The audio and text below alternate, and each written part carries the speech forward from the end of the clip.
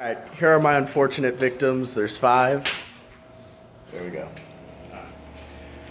Now I am become death, the destroyer of worlds.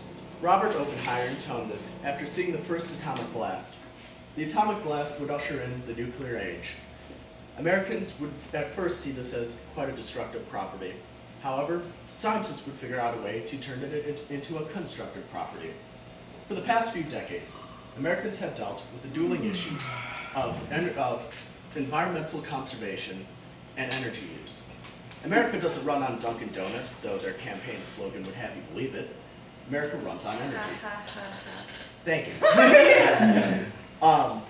Since 1900, 80% of our fuel mix has come from fossil fuels.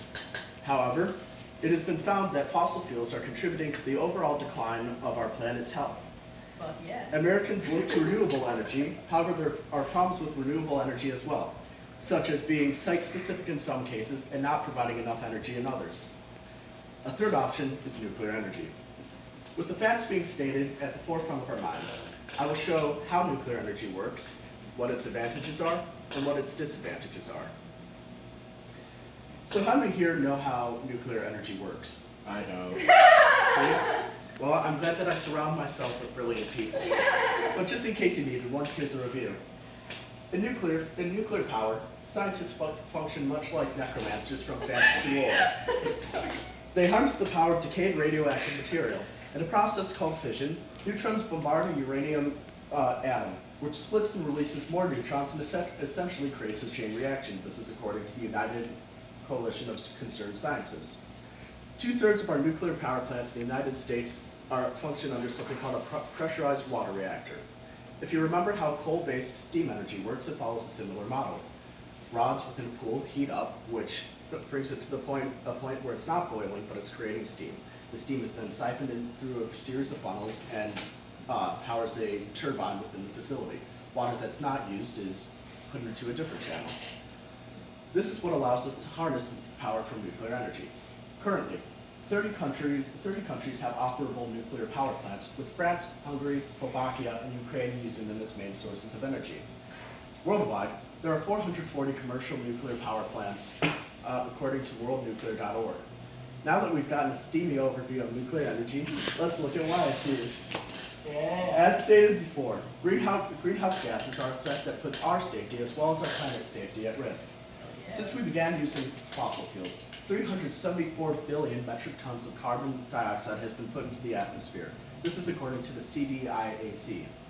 Conversely, nuclear power avoided the release of 595 metric million tons of carbon dioxide released in 2014 alone.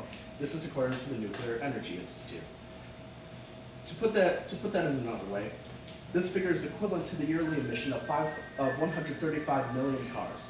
This is because nuclear reactors do not produce the same type of air pollution or carbon dioxide while in operation, according to the U.S. Information Administration. In addition, nuclear energy's life cycle carbon emissions, that's from when it's first built to when it's first operable, are amongst the lowest of any energy generation source. They produce only 13 tons of carbon. Comparatively, renewable energy such as wind turbines produce 12 tons of carbon. And this is according to the Nuclear Energy Institute. That being said, nuclear energy is also more reliable than renewable energy. Nuclear energy generates around 800 billion kilowatts of energy per year. Renewable energy primarily relies on nature to generate electricity. Nature, as we know, can be unreliable. Nuclear energy is free from this fickle restraint. During the peaks of winter and summer, where energy use is most high, nuclear energy can be changed at a whim to meet the power grid's needs. This makes it more reliable than alternative forms of energy while not putting out as much carbon as fossil fuel, as well as coming at a much lower cost in total. While this may sound all well and good, nuclear energy does not come with its downsides. Nuclear energy is non-renewable. Once a nuclear rod is used, it has to be dealt with. That being said, it must also be disposed in a way that is as close to permanence as possible. This presents a challenge. There are 3 types of nuclear waste: low-level waste, intermediate waste, and high-level waste. Take a guess of what nuclear energy is. High. Hi. Correct. There we go. Nuclear power facilities produce high-level waste, which comes from the burning of uranium fuel in the nuclear reactor. The current process to safely store it is to put it in a corrosion-resistant container, to then surround it with glass or a certain type of dirt, and then bury it deep underground.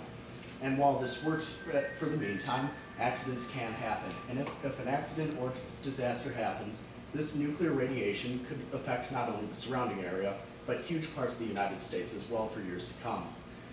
And this is according to worldnuclear.org, which leads me into my next point. There's the ever-present fear of a nuclear meltdown when dealing with nuclear power. Possibly the most well-known nuclear meltdown happened at Chernobyl. In April of 1986, there was Soviet scientists attempted to conduct an experiment at Chernobyl's power plant. Due to a series of accidents, there was a meltdown, and immediately 40 nuclear power plant operators were killed. The long-term effects would be much more damaging.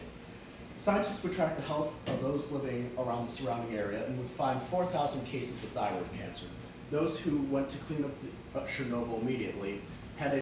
Okay. In addition, those that went to immediately clean up that received higher doses of radiation would have a higher chance of getting leukemia or cataracts later on in life. Nearly 3 decades after the incident, the area is just being declared safe for rehabilitation. Whilst nuclear energy comes with its massive benefits, it also comes with its dramatic downsides. Given the facts stated, I hope one can come to a personal conclusion as to whether America should use nuclear energy or not. Nuclear, overall, is cheaper in every way. We have less energy than less carbon footprint than fossil fuels, is more reliable than renewable energy. We have the power to decide where we go as a nation when it comes to energy use. Fossil fuels have to be done away with, and renewable energy is just in its infancy currently. Let's choose the third option. Yeah.